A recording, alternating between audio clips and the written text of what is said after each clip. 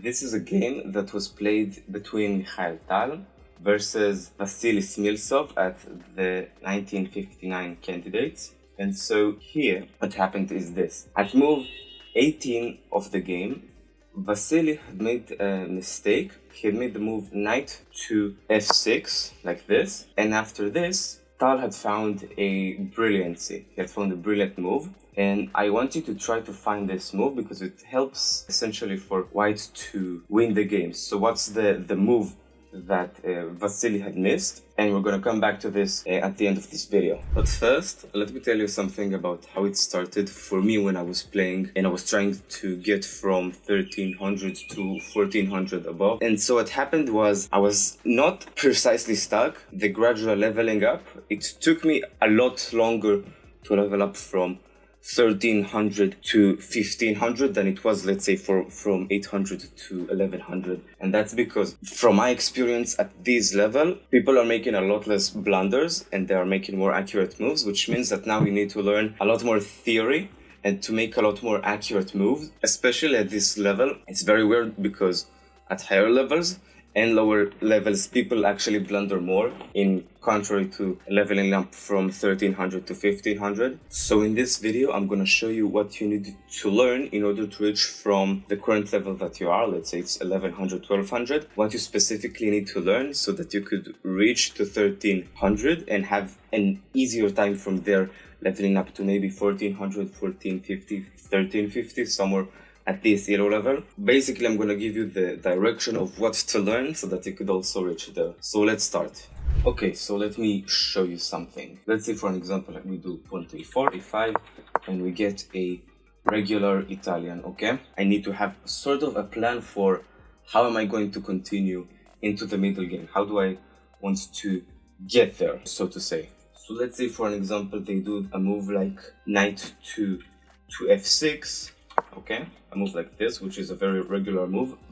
I have a pre-made plan, so to say, for what I'm going to do now. So what the plan is this castle, and move my knight to here, okay? This knight here, this pair is very strong in the plan that I have, okay? And I know, for example, how to move if they're making the opposite thing. So let's say instead of knight to f6, they do bishop to c5, okay? I have a pre-made plan for these things, which is very, very crucial in order to improve, because you need to now improve a lot on the opening that you have. Now is becoming more crucial than it was before, because now you need to have a plan, because most players are also going to come in with their own plans and ideas for how to play. So let me give you an example for this. So let's say for an example, they do bishop to c5. I now have two ideas that I have in my head, okay? I can go for my regular plan, which is c3, okay? I'm gonna show you how it continues from there.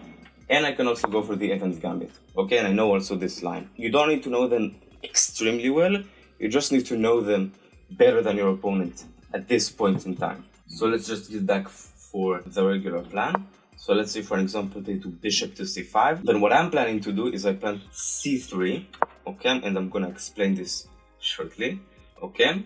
And for what they're going to do, my plan is to move my pawn here, castle, move my rook to e1 in here, and then to move my own knight, okay, into g3. So let me show you this in action, okay? And you're having this plan already pre-prepared, so you know how to react also to weird situations that are going to happen, which will happen, okay? So let's say, for example, everything happens regularly, okay? So knight to f6, I do d3, okay, defending this pawn, okay? He castles usually, I castle as well, okay? And after this d6, I move my rook here, and again knight to d2, here, and sometimes I also like to move my bishop there, because if he takes, then I'm taking, and even though this is a double pawns, it's actually quite good because you can then progress here, attack on d5. Because let's say now we continue a little bit. So after rook to e1, let's say some few random moves, okay? Regular moves, however. Then knight to e7, f1, okay? And we get here. Okay, usually they are also going to try to open a window. Usually they can also do a6 to attack you here, but if you have a if they have a bishop here, then it's okay. And now I do then the bishop to e3 sometimes, and if they take here, then you're having doubled pawns. It's not really as bad as you may think, because this pawn is really helping to support here the center, okay? And it's generally not bad at all, okay? You're standing, in my opinion at least, okay, in our plan, quite fine, okay? So after bishop to e3, bishop takes, pawn takes, okay? You're standing well, especially because your knights are developed, a bishop which is already out, and also controlling the a2 GA square. Not controlling, but he's strong there, and so you're standing quite well. Let's now continue. So let me now show you something else, which probably gonna be very, very useful. Game itself doesn't matter. The question, however, in these positions, and actually before that I'm gonna say that was actually extremely difficult for me, because I actually didn't know that topic in chess even existed. That was a problem for me, because I essentially was stuck almost at a certain place when trying to improve. Because after this, when I got to 1500, that was a big problem. How could I actually progress from there without this knowledge in my head? In here, what happened is this, okay? Black had just done the move queen to b6, okay? And essentially in the game, white I've made a mistake, and now black is clearly better, but in positions that are not so clear, like let's say he does bishop to c1, which is the correct move. Now, which side is actually better? And also, if I'm playing as white, what is the move I'm supposed to do? Okay? After, of course, bishop to c1. That was something that I really struggled with, okay? And so understanding here which is better, because yes, you do have two very, very strong knights, but I have more control in the center itself, okay? And you're having a queen out. So which side is better? That was something that I really struggled with when I was at the 1300 level, understanding every time which side is better, and also if I'm in a certain position like this, what am I actually supposed to do? And so that is something that really made me struggle at 1350. I suggest that in order to actually prevent yourself, just to go watch a bunch of videos under the topic of positional understanding, and so that is going to solve you a lot of pain at this elo level. Also, something just to also mention that I really think is going to help with positional understanding and also tactics that we're going to talk about. Improving of calculation skills. So two very main ways that you can do in order to improve your calculation, and I did actually two of them, and there's a third one which honestly I didn't do, but I think it's going to be useful. So the first one is of course lots of puzzles, and the second one is to play a lot of chess games, rated games of longer times. So let's say, for example, 15, 20, 30 minutes long. And the third way, which I honestly actually haven't done, but I think that is also possible, is going to the analysis board, and whenever you've made an inaccuracy, a miss, a blunder, try to calculate further specifically there what are possible variations that you could have done instead. I think that's also going to be useful if you want to also try. And also to mention, you've probably expected this, improving on tactics is also going to be a necessary part, because there's a lot of tactical knowledge. The more you do puzzles, the easier it is to recognize them in actual games. If you want, I've specifically made a video about chess tactics. Like, it's specifically called How I Started to Learn Tactics, and you can go and find it specifically to improve on tactics. And so let's now go back to the game that I've just shown you at the beginning of the video. And so coming back now to the game that I've shown you at the start of the video, knight to f6, that is a blunder, as the computer says actually, because now, and I actually when I saw this, I didn't know actually that this is the move. And so the correct move here is actually queen takes on f7, a sacrifice of the queen. But here's the interesting thing. You cannot take, okay? I cannot take here, because then of course I'm gonna come in with my rook here. And so what happens is, even if you're coming, let's say, to queen to a1, which is what also happened in the game, and you're moving your king in order to actually be able to take, then it's just a regular trade, and I end up being up a pawn, actually. That's the brilliancy here, okay? Now, of course, Mikhail Tal is winning.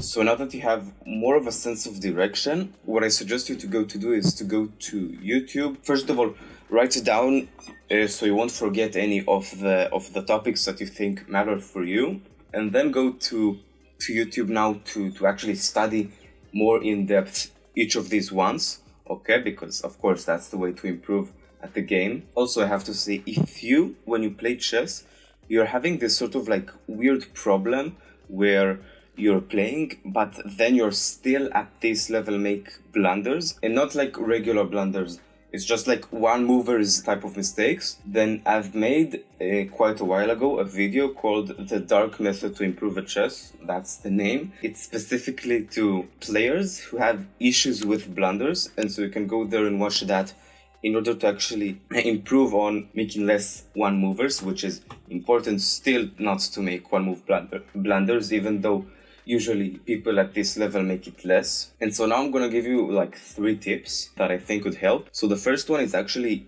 if you're playing specifically to improve, okay, then playing with longer time controls, like 30 minutes, and not 20, not 15, not 10, 30 minutes, okay? Because you're also supposed to improve calculation now, tactics, and all of this. So now, if previously we wanted you to play even 20 minutes, okay, or 15, which is fine, now it has to be like longer time controls, okay? It has to be longer because now we need to actually practice a lot more as well. And so the first tip is play with longer time controls. In my suggestion is 30. At least it's the easiest for me. Let me now show you the second tip that I have. And so usually what beginners are taught is, of course, do not blunder any piece. But now there's going to be this problem that you're facing, which is also the same, but for pawns. Okay, so let's say, for an example, in the game, and that is an actual game, it's the same example that I've shown you before, but it also applies here. What actually happened was not bishop to c1, okay? It's not bishop to c1 here, okay? It's castling, okay?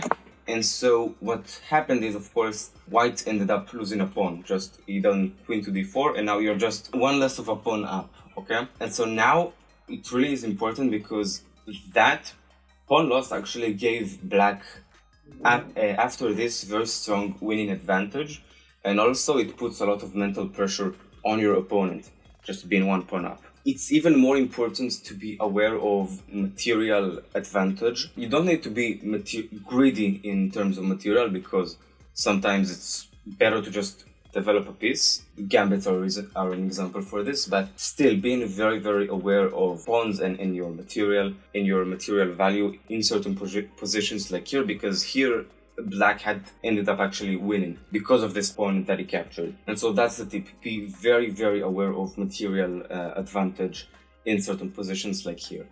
Let's now move to the next tip. So I'm going to show you now, in case any didn't know, why gambits are gambits. And again, this video is specifically for the beginners who are like 1000, 1100, and that's why I'm showing this here. So let me show you now something. Okay, there is a line in the Sicilian which proves it very, very well. So e4, c5, okay, the regular Sicilian, and then there's a line which happens like this. I do d4, okay, c takes d4, and then you don't take with the queen, you're actually doing something different. You're doing c3. And the idea is, which is actually in contrary to what we have said, but you're gonna find out why. So the idea is of, yes, we give up a pawn, okay, but now take a look at this. After I take, and this line is called the Smith-Morra Gambit. Smith-Morra Gambit accepted. And so the idea is, after you take with the knight, it's very hard for me as black actually to keep up with your development, because you already have one knight out, you're having already a pawn in the center, and it's very easy for you to then come up and develop your own bishops in other knight. Your queen is also in an open file, and so that's the dilemma in gambits. Do you accept the gambit? Do you actually take the pawn? Usually it's a pawn. Sometimes it's a piece, but usually it's a pawn. You're giving your opponent the development advantage or whatever else. or you don't take and you keep on the game itself. And so that's the dilemma in gambits. In the opposite for that, in the Evans gambit, let me show you. Let me show you right now. Okay, so let's say for an example, e4, e5, okay, and this is another line that exists, okay, for a gambit, bishop here, and then the Evans gambit is this, okay, it's bishop to c5, and then I do this, b4. And so here's another gambit that shows this example. So if you take, okay, if you take the pawn and you get the 1 pawn advantage, what I can do is I can do c3, okay, and if you're moving back with your bishop somewhere, let's say for example you're putting it on d6, I can move here, okay, I can do d4 immediately, and that gives me very powerful pawns on the center. And so that's the dilemma in gambits. Do you take it and give your opponent an advantage or not? Well, so that's it for today's video. If you have any questions, leave them below, I'll answer them. And again, if you're still having these one move problems, it's very important that we solve this now so that it won't come hurt you right now and stop you actually from leveling up and also continuing to level up. Because remember, it doesn't matter how much you know about chess, if you're still doing one movers, you're going to stay at the same level. And so I suggest you, if you're still having problems, go and watch that video I just mentioned called The Dark Method to Improve a Chess, because there I go in very details on how to stop just blunders, and specifically like the one movers. Blunders, it's of course extremely difficult to stop. You've just seen super GMs do it, but specifically the one movers themselves are the problem. I suggest you to go and watch there, and so I will see you in the next time. Bye bye, peace.